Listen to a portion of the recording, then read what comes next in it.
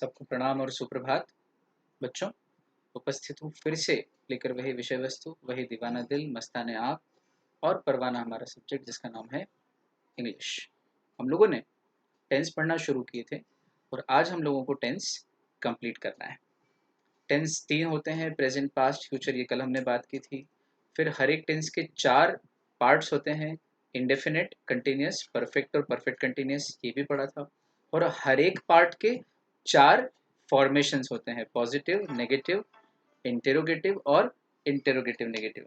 ठीक है, तो अब हम 3 4 ज़ा 12 4 ज़ा 48 इन पूरे 48 टेंसेस का अच्छे से वर्ब स्ट्रक्चर देख रहे थे, सेंटेंस फॉर्मेशन देख रहे थे, अच्छे से समझ रहे थे। जिसमें से प्रेजेंट टेंस के 4, present indefinite, present continuous, present simple और प्रेजेंट परफेक्ट और प्रेजेंट परफेक्ट कंटिन्यूस, ये 4 और चारों के 4 formations, positive, negative, interrogative, interrogative negative, ये हमने पढ़ लिया। आज हमारा बचा है पास्ट टेंस और फ्यूचर टेंस।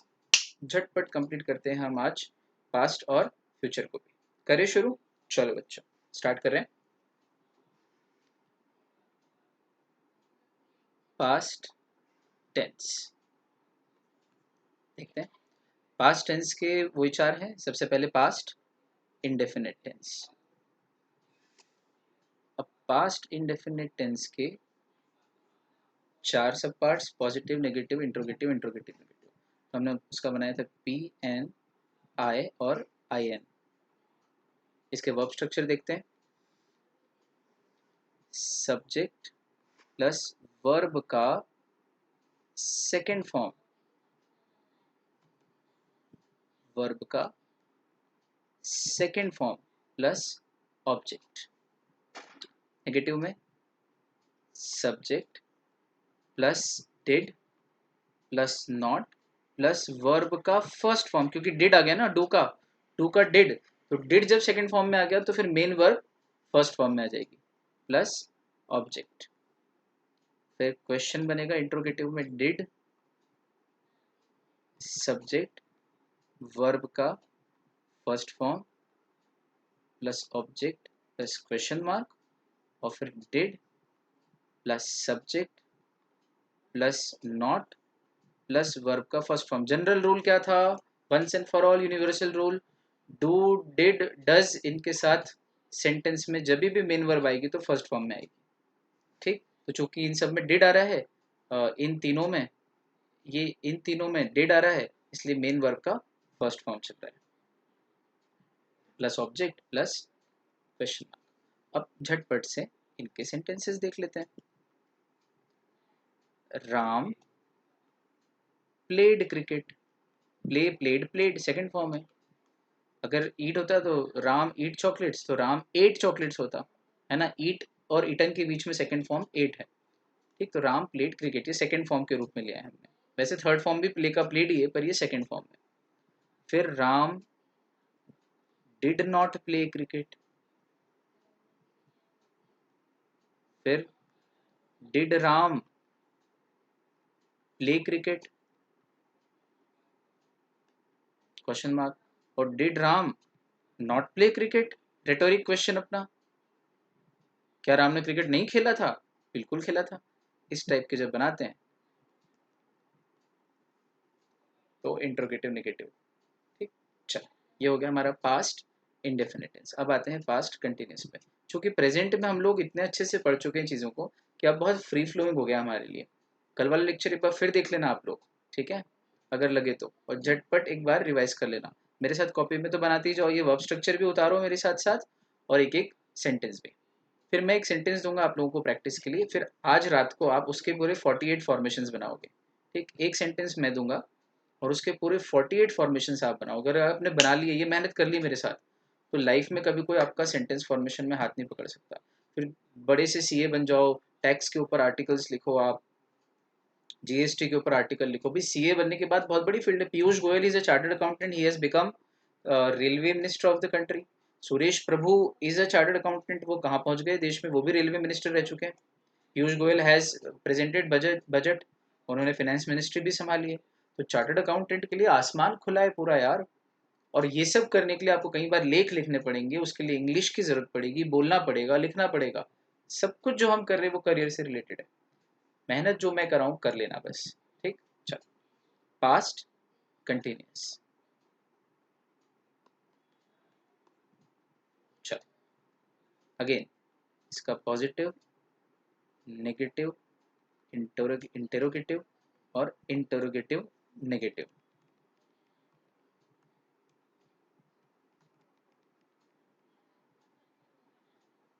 चल,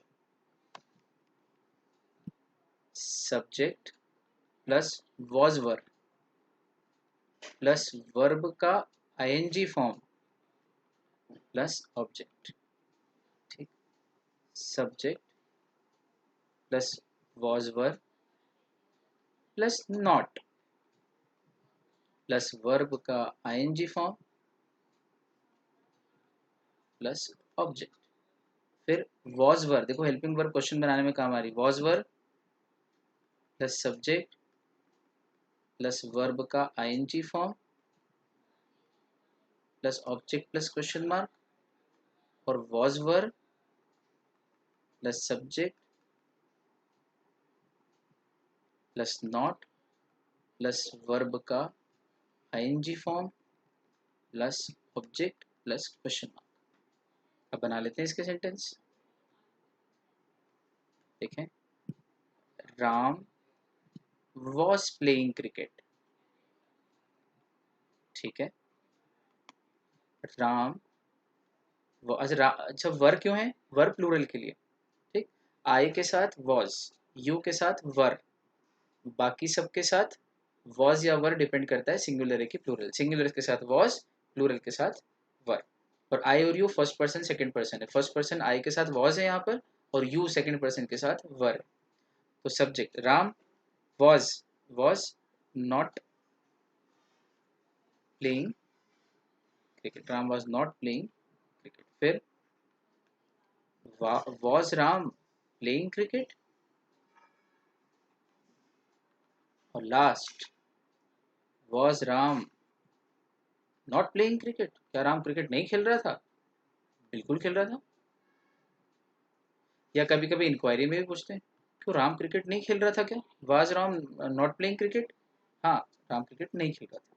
तो ये इंक्वायरी वाला क्वेश्चन भी बन सकता है, was Ram not playing cricket.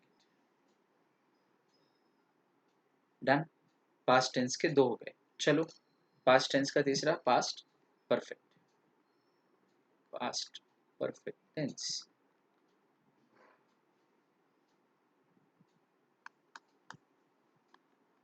Positive, negative, interrogative, interrogative negative. Subject plus had, इसमें हैज हैव का लफड़ा ही नहीं। सिंगुलर हो तो भी हैड, प्लूरल हो तो भी हैड, यू हो आई हो सबके साथ हैड लगता है। प्लस वर्ब का थर्ड फॉर्म। परफेक्ट टेंस जहां भी होगा ना, सिर्फ परफेक्ट, वहां पे वर्ब का थर्ड फॉर्म लगेगा। Plus object, subject plus had plus not plus verb का third form plus object. Subject, sorry ये हैड से चलो होगा, क्वेश्चन है ना। Had plus subject plus verb का third form plus object plus question mark. अगर आप लिख ना पाए ना, तो एक काम किया करो, पॉज कर दिया करो, और पॉज करके जब मेरा वो पेज पूरा भर जाए तो वहां पर पॉज कर लिया करो और पूरा उतार लिया करो, उसके बाद वीडियो आगे बढ़ा दिया करो, तो आपको कोई प्रॉब्लम नहीं आएगी, है ना। या पीछे करके देख लिया करो। फिर है had plus subject plus not plus verb का third form plus object plus question mark. अब इसके सेंटेंस क्या बनेंगे? बहुत आसान है ना। एक बार वर्ब स्ट्रक्चर आ गया ना, Ram had played cricket, Ram cricket खेल चुका था। Ram had not played cricket, Ram had not played cricket. फिर हैड राम प्लेड क्रिकेट, क्या राम क्रिकेट खेल चुका था?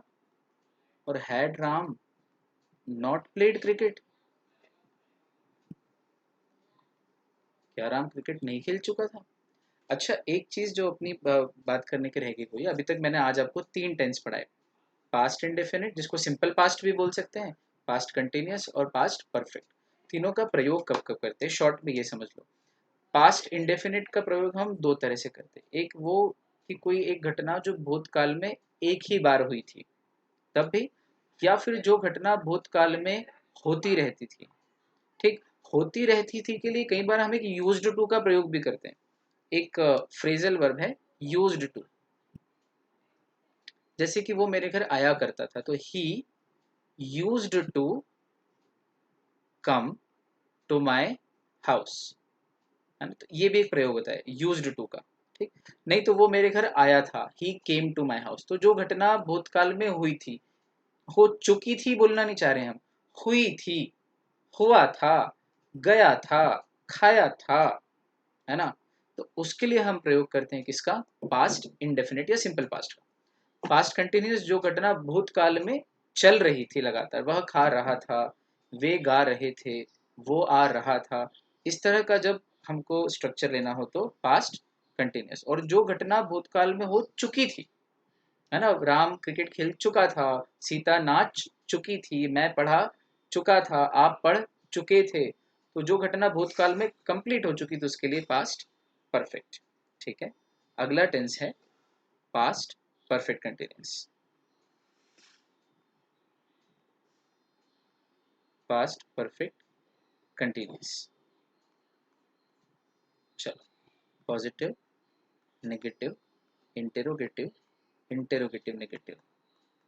ठीक है, इसका स्ट्रक्चर है subject plus had plus been. याद आ रहा है, वही हैड बीन, वो इक्वेशन सॉल्व करके अपने बनाया था, प्लस वर्ब का आईएनजी फॉर्म प्लस ऑब्जेक्ट। ठीक है, subject plus had plus not plus been plus verb का आईएनजी फॉर्म प्लस ऑब्जेक्ट। फिर है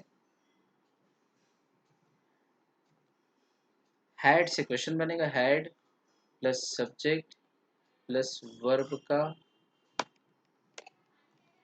हैड बीन प्लस बीन आएगा प्लस वर्ब का ING form plus object plus question mark. ठीक है, फिर आखिरी है interrogative negative, had plus subject plus not plus been plus verb का ING form plus object question mark. इसके सेंटेंसेस बना लेते हैं। ऑरेंज कलर लेते हैं, बहुत देर हो गई। Ram had been playing cricket. अब आपके मन में एक प्रश्न आ रहा होगा, सर हमने कभी कभी ये जो परफेक्ट कंटिन्यूस टेंस होता है, चाहे प्रेजेंट में हो, फ्यूचर में हो या पास्ट में हो, इसमें एक वो सिंस वाला एलिमेंट भी पड़ा है, सिंस 5 o'clock, कभी कभी फॉर 3 hours। तो ये सिंस और फॉर का प्रयोग कब करते हैं, है ना। ये क्वेश्चन आपके दिमाग में हो सकता है।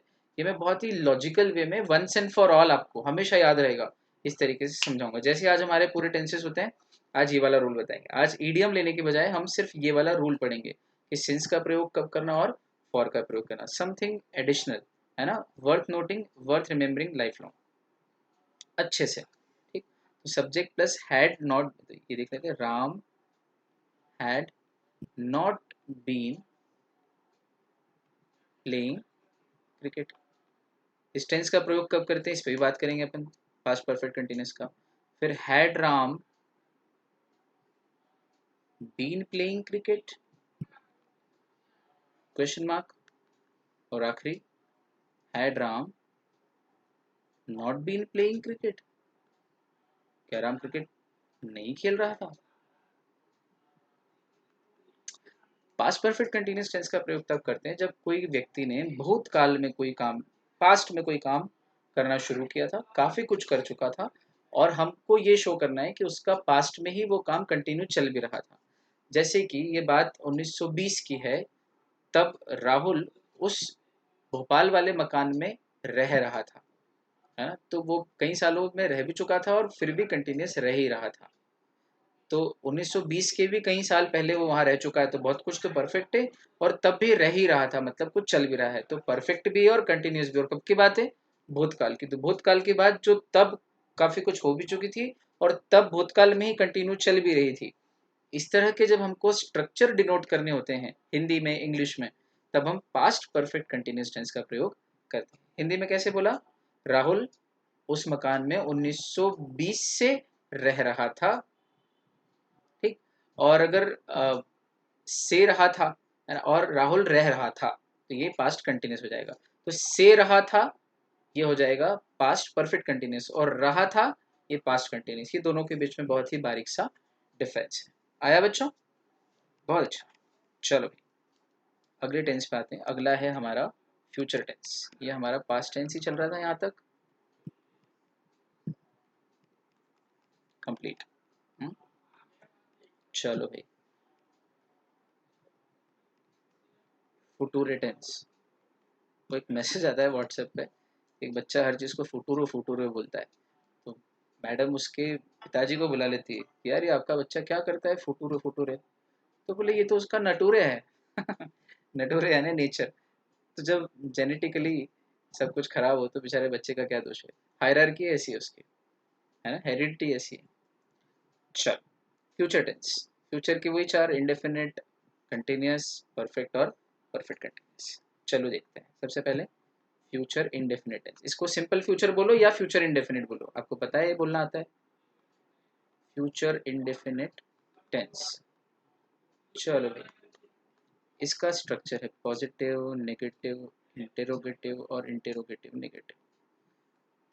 चार स्ट्रक्चर बनेंगे। Subject plus will plus verb का फर्स्ट फॉर्म प्लस ऑब्जेक्ट, फिर subject plus will plus not plus verb का फर्स्ट फॉर्म प्लस ऑब्जेक्ट, फिर will plus subject plus verb का first form plus object plus question mark, फिर will plus subject plus not plus verb का first form plus object plus question mark. अब बच्चे मजेदार बात देखो, आप लोग पूछोगे कि सर वो शैल भी लिखते हैं कोई कोई, और ऐसा भी लिखते हैं सब, जब वर्ब स्ट्रक्चर लिखते हैं तो विल शैल, या तो विल या शैल। तो आपने तो सिर्फ विल लिखा है, दोनों चलता है, ऐसे भी लिख लो वैसे भी लिख लो। देखो विल शैल का प्रयोग कब करते हैं ये बता देता हूँ आपको, लॉजिकल तरीका याद रखने का। वैसे विल और शैल इंटरचेंजेबली यूज कर सकते हैं, लेकिन आए के साथ शैल का प्रयोग करते हैं ज़्यादातर, और बाकी सबके साथ रिमेनिंग जो भी सब्जेक्ट हैं उनके साथ हम लोग विल का प्रयोग करते हैं। एक तो ये बात है।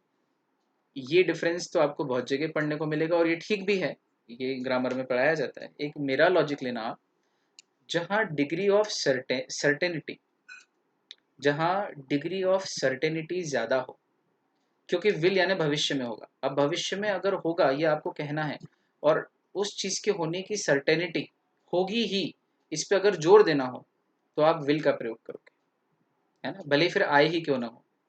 ठीक। जैसे मैं उदाहरण देता हूँ कि I can and I will bring an AIR in CA foundation. तो अब यहाँ मैंने शैल बोला कि विल, विल, ये विल क्यों? क्योंकि विल थोड़ी सी शैल के मुकाबले ज़्यादा सर्टेनिटी बताता है। जब आप श्योर हो, सर्टन हो, पक्का इरादा कर लिया हो कि करूँगा ही, तो जो करूँगा ही उसको आज बोलना है तो विल यूज़ करना पड़ेगा कि करूँगा। ठीक। तो विल और शैल में से मैं क्या यूज़ करूँगा? विल, क्योंकि विल से मेरी इच्छा शक्ति की सर्टेनिटी, दृढ़ता नजर आती है। ठीक। इसीलिए इंग्लिश में हम किसी व्यक्ति की इच्छा शक्ति के मैं करके रहूंगा उसे विल पावर बोलते हैं, ना कि शैल पावर, है ना, प्योर लॉजिक। ठीक। तो आई के साथ भी विल आ सकता है, इसलिए ये एब्सोल्यूट रूल मत बनाना कि आई के साथ शैल और बाकियों के साथ विल का यूज करते हैं। I shall be meeting you tomorrow, correct है ना? और जब मुझे जोर देके बोलना हो तो मैं ऐसा ही बोल सकता हूँ, don't worry guys, I will meet you tomorrow. That's okay, that's very fine, है ना, विल। इसीलिए जब कोई मर के जाता है तो अपनी इच्छा लिख के जाता है कि मेरी इच्छा है कि मेरी बात प्रॉपर्टीज को मिले, इसीलिए उसके उस डॉक्यूमेंट को विल बोलते हैं कि भविष्य में ऐसा हो, मैं चाहता हूँ मेरे मरने के बाद भविष्य में ऐसा हो। ये विल है, शैल थोड़ी है। उसका नाम ही विल इसीलिए पड़ा है। लॉजिक क्लियर है? बहुत अच्छा। तो विल और शैल का कोई ऐसे अंतर नहीं है, दोनों इंटरचेंजेबली यूज हो सकते हैं। चूंकि आप लोग को मैंने ये बता दिया अलग से, अब वर्ब स्ट्रक्चर में जगह कम ना पड़े इसलिए हमने विल शैल स्लैश लगाने के बजाय सिर्फ विल से स्ट्रक्चर बनाया है। लेकिन आप चाहो तो कॉपी में शैल भी लिख सकते हो, है ना, यहाँ पे ऐसा स्लैश लगा के शैल लिख लो हर जगह। but then I guess we should always strive for saving time and efforts and take appropriate result without extra efforts. तो विल में काम चल रहा है अभी हमारा. चलो, बहुत अच्छा. लॉजिक मिला आज एक विल पावर से. विल का प्रयोग कैसे करना है और शैल का प्रयोग. चलो, तो subject Ram will play cricket, sentence तो एक ही चल रहा है अपना, राम का क्रिकेट खेलना. Ram will play cricket. Verb का first form, Ram will not play cricket.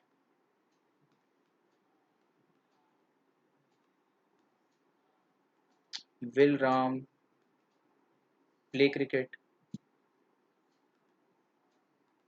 और विल राम,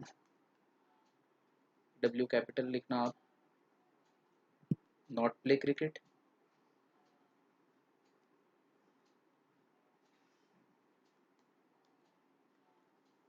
क्वेश्चन मार्क दोनों जगह. बहुत अच्छा. अब फ्यूचर कंटिन्यूस कब करते हैं हम. पहले फ्यूचर इंडेफिनिट का प्रयोग ये देख लेते हैं, जब कोई घटना भविष्य काल में होगी, जब कोई क्रिया भविष्य काल में होगी. राम फ्यूचर में कुछ करेगा, राम क्रिकेट खेलेगा, राम खाना खाएगा, राम पानी पिएगा.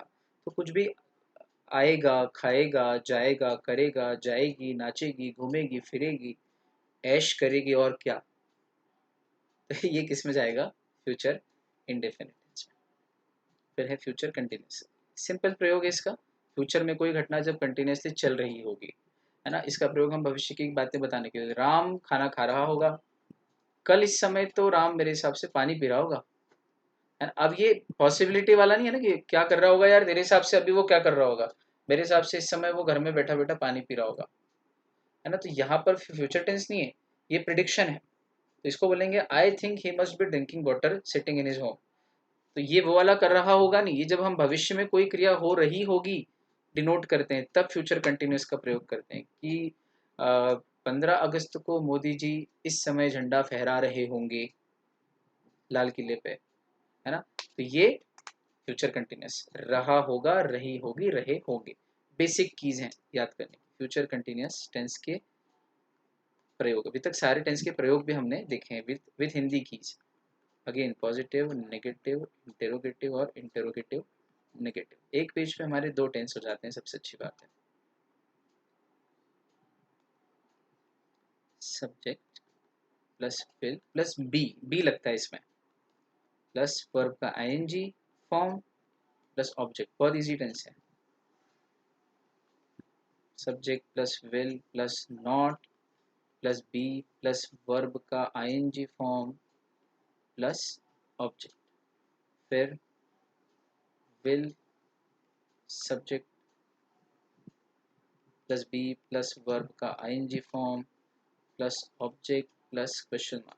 इंट्रोगेटिव नेगेटिव में will plus subject plus not plus be plus verb का ING form plus object plus question mark.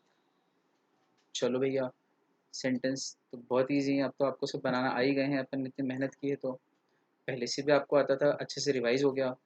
Ram will be playing cricket, Ram cricket खेल रहा होगा. Ram will not be playing cricket, Ram cricket नहीं खेल रहा होगा. Will Ram be playing cricket, क्या Ram cricket खेल रहा होगा, क्वेश्चन मार्क. और will Ram not be playing cricket. देखो, अगर कोई एरर ऑफ कमीशन हो जाए मुझसे लिखने में कभी, 99% केस में आई मेक श्योर कि हम कोई गलती ना करें. लेकिन बीइंग ह्यूमन, अगर कभी कोई लिखने में एरर हो जाए, मुझे पता सही है, मैं बोल भी सही रहा हूँ, लिखते लिखते अगर कुछ हो जाए तो please do bring it to my notice, ताकि अपन उसको व्हाट्सएप ग्रुप पे डाल के क्लियर कर लेंगे. ठीक. ह्यूमन एरर की पॉसिबिलिटी होती है. डेटॉल भी 99.9% कीटाणु मारता है, तो वो एक कीटाणु तो रह ही जाता है उसका. तो वैसे कभी इन केस हो जाए ह्यूमन एरर, तो instead of thinking anything wrong, और फिर पाप लगेगा आपको अगर आप कुछ गलत सोचोगे तो it's better to be communicative and you can let me know on WhatsApp कि सर वो आप बोल तो सही रहते पर लिखते लिखते गलत लिखा गया है ना. आई एम मेकिंग श्योर अभी तक I have kept it flawless, I have not made any mistake, I am very sure अब तक 100% है अभी तक तो. पर in case if it happens तो you can let me know. है ना, क्योंकि बोलते समय और लिखते समय कभी कभी कोई डिस्क्रिपेंसी हो जाती है, इतना सारा जब लिखते हैं तो अ, ताकि अपने बीच में ये व्यवहार चलता रहे बड़े प्रेम से कि यार आप मुझसे कुछ कह सको, मैं आपसे कुछ कह सकूँ, will all be connected on WhatsApp, है ना, it's a life long relationship. आपको कभी कोई प्रॉब्लम आती है लैंग्वेज से जुड़ी हुई, you can always be at a phone calls away from me. चलो बच्चे लोग, अब है past perfect tense.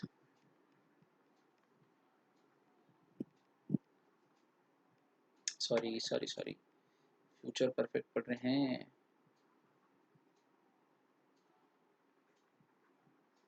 Future perfect tense, ये देखो ऐसी छोटी छोटी गलती, तो हमारा चल रहा है फ्यूचर टेंस। देखो जी, गलती का नाम लिया और गलती छोटी सी हो गई, हाथों हाथ करेक्ट कर लिया। Future tense, future perfect tense का पॉजिटिव, नेगेटिव, इंटेरोगेटिव और इंटेरोगेटिव नेगेटिव। सबसे पहले क्या है फ्यूचर परफेक्ट टेंस? जब कोई घटना भविष्य काल में पूरी हो चुकी होगी, हम ये बोलने वाले हैं। तो हो चुकी होगी, चुका होगा, चुकी होगी, है या चुके होंगे। जैसे वह खाना खा चुका होगा, यार अभी बज रही है 4, कल शाम को 4 बजे तक तो उसके फेरे हो जाएंगे मेरे हिसाब से, तो कैसे बोलेंगे? अभी इस समय तक तो उसके फेरे हो चुके होंगे, अभी तक तो वो घूमने निकल गया होगा, अभी तक तो कल इस समय तक तो फ्लाइट निकल चुकी होगी। तो जो भविष्य में कोई घटना कंप्लीट हो चुकी होगी, ये हमको डिनोट करना हो, तो हम फ्यूचर परफेक्ट टेंस का प्रयोग करते हैं। देखो कैसे, subject plus have, will have, will plus have plus verb का थर्ड फॉर्म। जहां सिर्फ परफेक्ट टेंस हो वहां पर थर्ड फॉर्म आता है, प्लस ऑब्जेक्ट, फिर subject plus will have not, verb का थर्ड फॉर्म प्लस ऑब्जेक्ट, लिखते जाना बच्चों, प्लस फिर विल, सब्जेक्ट, हैव, वर्ब का third form plus object plus question mark, फिर will plus subject plus not plus have plus verb का third form plus object plus question mark. Negative देखना, सब Ram will have not, Ram will not have, इधर थोड़ा सा correction है, देखो हाथों हाथ करेक्शन हो गया। यहाँ पर Ram will not have played cricket, तो यहाँ थोड़ा सा करेक्शन ये है, subject plus will plus not plus have plus verb का third form plus object. Now this is full and final corrected. Ram will have played cricket, Ram will not have played cricket, will Ram have played cricket, will Ram not have played cricket। फटाफट से लिख देता हूँ बच्चों को जिनको लिखने की आदत है साथ साथ में। Ram will have played cricket, Ram will not have played cricket,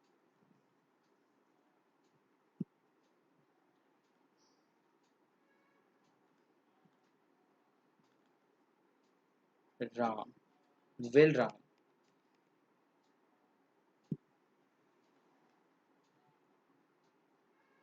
have played cricket,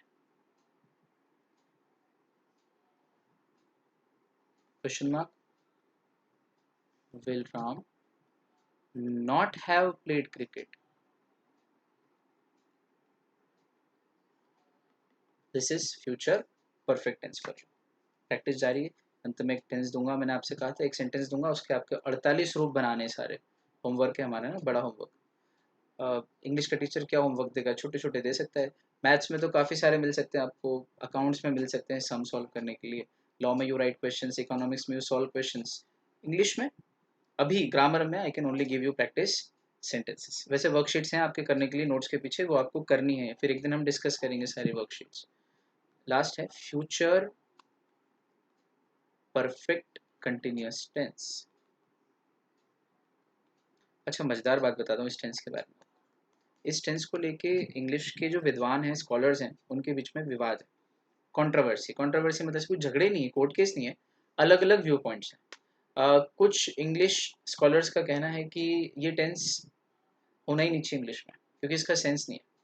कुछ का कहना है कि भाई सिमेट्री होना चाहिए, जब प्रेजेंट के 4 हैं, पास्ट के 4 हैं, तो फ्यूचर के 4 होने चाहिए, 3 क्यों हो। और फिर जब स्ट्रक्चर बन सकता है बोलने में तो क्या प्रॉब्लम है, उसी फॉर्मूले उसी तरीके से। जो लॉजिक है मना करने वालों का कि ये टेंस होना ही नहीं चाहिए, उनका कहना है कि भविष्य में कोई घटना हो भी चुकी होगी, हो भी रही होगी, ये ऑकवर्ड है। सीधे सीधे ये कह देना कि भविष्य में हो रही होगी, उसमें भी सेंस बन जाता है।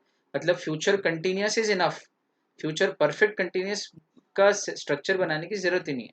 भाई राम खेल रहा होगा, है ना, तो अब अगर राम 3 बजे से खेल रहा होगा तो भी बहुत आसान है कि Ram will be playing since 3 o'clock। अब यहाँ पर Ram will have been playing since 3 o'clock, ये बोलने की जरूरत नहीं, क्योंकि सेंस वही आ रहा है कि जब होना ही भविष्य में है तो कुछ हो चुकी है और कुछ कंटिन्यूस, तो जो हो चुकी होगी वो भी तो भविष्य होगी ना, वो भी तो भविष्य है, क्योंकि अभी तो हो नहीं रही है, तब होगी और हो चुकी होगी और कंटिन्यू भी होगी, तो फिर वो तो कंटिन्यूस ही होगी ना, क्योंकि वो जो चुका हुआ पार्ट है वो भी भविष्य में होना है। और आगे आप उसकी कंटिन्यूटी भी बता रहे हो, तो कितना ऑकवर्ड है कि भविष्य में कंप्लीट भी हो जाएगी और भविष्य में चल भी रही होगी, तब जबकि जो कंप्लीट हो जाएगी वो भी अभी शुरू नहीं हुई है, वो भी भविष्य में ही होगी। और जब उसकी कंटिन्यूटी ही बतानी है तो फिर तो फ्यूचर कंटिन्यूस इज इनफ। ऐसा एक बहुत ही तगड़ा तर्क देते हैं, आपको ज़्यादा दिमाग लगाने की जरूरत नहीं है, ऐसा तर्क देते हैं। पर अपन for the sake of knowledge and understanding इसको छोड़े क्यों, लिख लेना, कुछ एक्स्ट्रा मिलता है तो जाता क्या है। ठीक, लेकिन स्पोकन में और बोलचाल की भाषा में फ्यूचर परफेक्ट कंटिन्यूस टेंस का प्रयोग ना के बराबर होता है। ठीक है बच्चों, चलो इसका वर्ब स्ट्रक्चर है, अगेन वो चारों ही बन जाएंगे बनाने को तो, पॉजिटिव, नेगेटिव, इंटेरोगेटिव और इंटेरोगेटिव नेगेटिव। चले भैया, subject plus will plus have plus been, अब ये बनता कैसे, हैव बीन इक्वेशन अपनी पड़ी हुई है, प्लस वर्ब का आईएनजी फॉर्म प्लस ऑब्जेक्ट, फिर subject plus will plus not plus have plus been plus verb का आईएनजी फॉर्म प्लस ऑब्जेक्ट, फिर will subject have plus been plus verb का ING form plus object plus question mark, and last will plus subject plus not plus have plus been plus verb का ing form plus object plus question mark। अब इसका sentence बना लेते हैं, as easy as you think of it to be, Ram will have been playing cricket। अपने को since और for का रूल पढ़ना है इसके बाद, फिर Ram will not have been playing cricket, फिर will Ram have been playing cricket, and last but not the least, will Ram not have been playing cricket।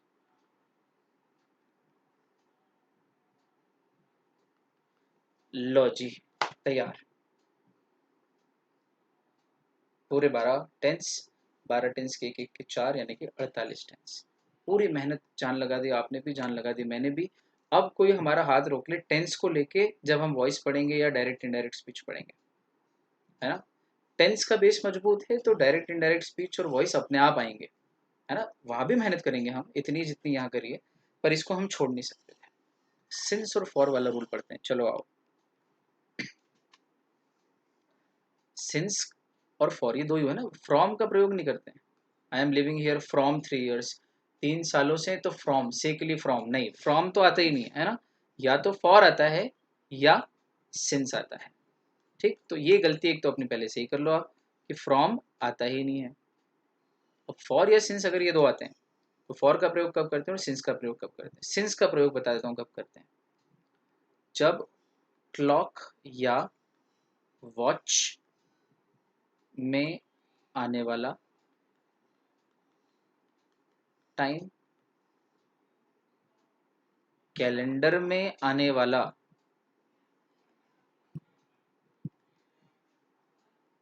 Date, day, year, month, पहला या तो क्लॉक या वॉच में आता हो, दूसरा calendar में आने वाला डेट, डे, ईयर, मंथ हो, या सीजन्स हो, या फेज ऑफ लाइफ हो। फेज ऑफ लाइफ कितने होते हैं? चाइल्डहुड, यूथ, ओल्ड एज, तीन होते हैं, बचपन, जवानी, बुढ़ापा। या फिर आप एडोलेसेंस भी ले सकते हो, किशोरावस्था, जब प्यूबर्टी आती है, एडोलेसेंस। फिर है phase of day. Phase of day यानी कि दिन के फेजेस, कितने फेज होते हैं? Dusk, dawn, early morning, morning, evening, night, late night. बहुत तरह से बनाते लोग इस तरह से। Seasons, summer, winter,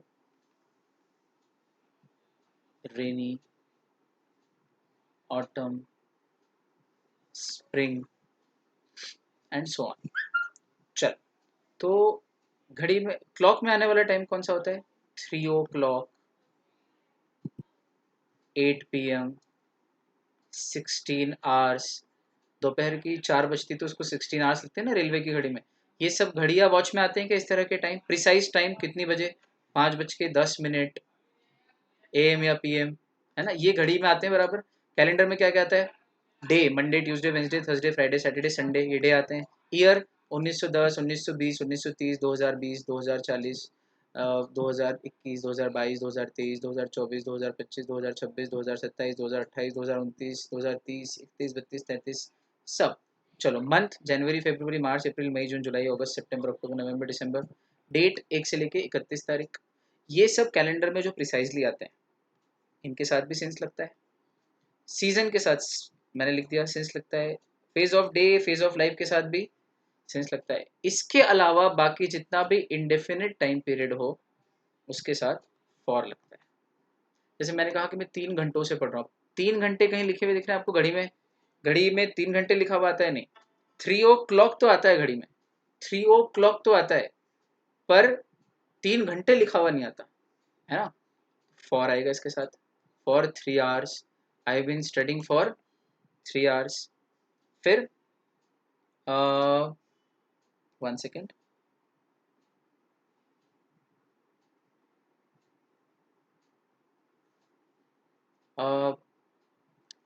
for a long time, तो वो यहाँ कई सालों से रह रहे हैं। कई साल नाम की जो एक टर्म है, कई साल, कैलेंडर में लिखा हुआ था कई साल, नहीं घड़ी में, नहीं। Season, phase of life, phase of day, नहीं, मतलब फॉर, तो वो यहाँ कई सालों से रह रहे हैं, तो they are living here since many years, नहीं। मैनी ईयर्स कहीं भी हमारी लिस्ट में नहीं आ रहा है, 1 2 3 4 5 में। इसका मतलब इसके साथ आएगा फॉर। ठीक, तो he has been living here for many years. आया? अब फटाफट से fill in the next. He has been studying dash 5 o'clock। 5 o'clock घड़ी में बजती है, सिंस आएगा। They have been watching TV dash early morning. Early morning आता है फेज ऑफ डे में, since. You have been looking awesome dash your youth. तुम अपनी जवानी से ही बहुत सुंदर लगते हो, शानदार लगते हो। फॉर यूथ नहीं, सिंस यूथ। हाँ। Raymond is a company dash 1925। 1925 एक प्रिसाइज ईयर है, कैलेंडर में आता है ना। अगर मैं कहता Raymond has been company dash 95 years, तो 95 ईयर्स के साथ फॉर आता, लेकिन 1925 तो सिंस। देखो रेमंड की टैगलाइन भी है, रेमंड सिंस 1925, है ना। लॉजिकली याद रहेगा हमेशा। ये है रूल सिंस और फॉर का। ठीक है बच्चों, देखो हमारे पास टाइम बच गया, मैंने जो सोचा था उसमें, तो अपन कुछ ईडियम्स भी ले लेते हैं। ये सिंस और फॉर का रूल भी होगा, इसको उतार लो अपनी कॉपी में अच्छे से। चलो बच्चों, आज के कुछ ईडियम्स भी ले लें बढ़िया बढ़िया से। खजाने वाली किताब है मेरे पास, इसमें से मैं सारे निकालता हूँ, एक से एक इडियम है। चलो कुछ कठिन है, मैं अब धीरे धीरे लेवल बढ़ाऊंगा।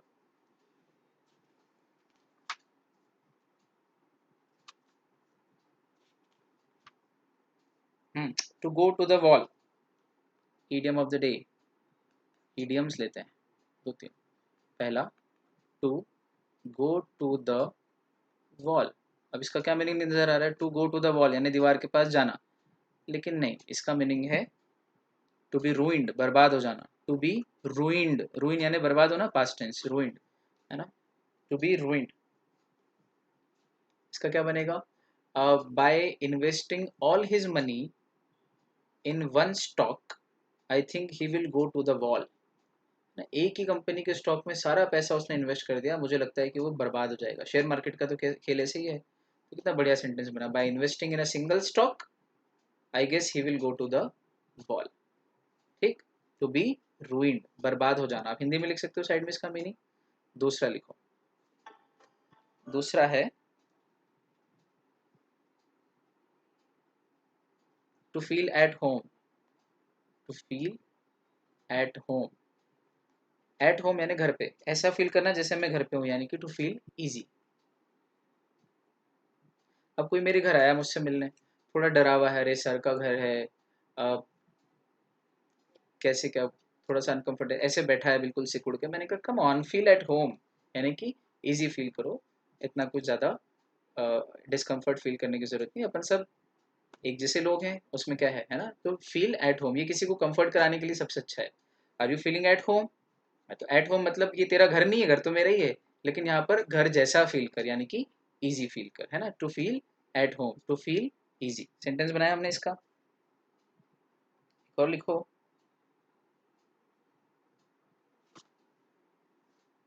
ये वाला लिखो, क्रोकोडाइल टीयर्स, ये तो सबसे इजी है और सबसे अच्छा है। क्रोकोडाइल टीयर्स यानी कि नकली आंसू, फॉल्स वीपिंग, फॉल्स वीपिंग, झूठे आंसू। इसका सेंटेंस लिखो, a cunning husband is not moved by the crocodile tears of his wife. Cunning husband, चालाक पति होगा, वो वाइफ के क्रोकोडाइल टीयर्स से बिल्कुल भी मूव नहीं होगा, यानी कि बिल्कुल भी विचलित नहीं होगा, रोले, है ना। और इसका वाइस वर्सा भी आप कर सकते हो, don't take me as a sexist, है ना। और ये तो कहावत है, किताबों में जिस किताब से पढ़ा रहा हूँ आपको, उस किताब में ये वाला सेंटेंस दिया हुआ है ना। तो this is not being sexist, this is a simple sentence. ठीक, तो don't get me wrong.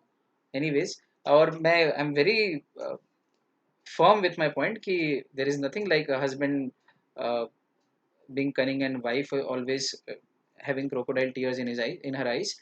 It can be vice versa also, both ways, है ना। कोई भी अच्छा हो सकता है किसी मैरिज में, कोई भी गलत हो सकता है। तो आई एम वेरी श्योर कि ऐसा कुछ भी नहीं है, this is just a sentence. Nevertheless, crocodile tears, आप इससे जनरल सेंटेंस बनाओ। चलो मैं बनाता हूँ एक sentence. He was having crocodile tears in his eyes after the teacher scolded him for not doing homework. I'm sure he must have not felt anything from within and he will again be the same as he has always been. ये हो गया। कहीं भी किसी sentence में आप किसी paragraph में कहीं इसको डाल दो, क्रोकोडाइल टीयर्स को, है ना, कि भाई वो टीचर के डांटने पे से नकली आंसू बहा रहा था, लेकिन इस पर कोई फर्क नहीं पड़ना है, होमवर्क नहीं करके लाया, आगे भी नहीं करके लाएगा वो बदमाश है, मक्कार है, पढ़ता ही नहीं वो बच्चा, ऐसा। आज हमारे टेंसेस हुए, सिंस फॉर का रूल हुआ, ईडियम्स हुए, काफ़ी कुछ हुआ है। आपने कॉपी में सब कुछ लिखा होगा मेरे साथ साथ, आप लोगों ने सुना, अनुग्रहित हूँ। अगली मुलाकात करते हैं कल, तब तक के लिए bye bye, take care and keep smiling all of you. Thank you so much.